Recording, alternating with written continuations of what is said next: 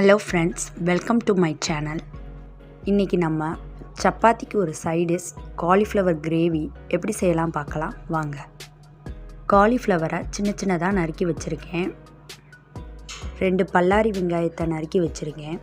2 தக்காளி, 3 பல் பூண்டு, 2 துண்டு இஞ்சி, 6-7 முந்திரி பருப்பை எடுத்து வச்சுருக்கேன். ஒரு பேனில் 2 ஸ்பூன் ஆயில் சேர்த்து காலிஃப்ளவரையும் சேர்த்துட்டு தேவையான அளவு உப்பு சேர்த்து மஞ்சப்பொடியும் சேர்த்து வதக்கிக்கிறேன்.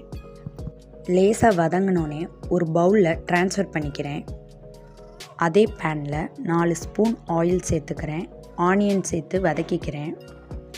பூண்டு, இஞ்சி, முந்திரி பருப்பு, தக்காளியும் சேர்த்து நல்லா வதக்கிக்கிறேன்.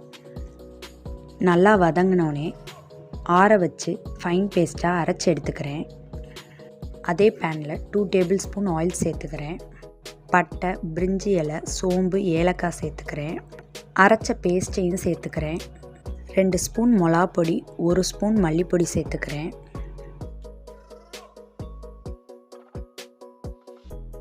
தேவையான அளவு உப்பு சேர்த்துக்கிறேன். நல்லா வதக்கிட்டு 1 ஸ்பூன் கரம் மசாலா, 1 சிட்டிகை சீனி சேர்த்துக்கிறேன்.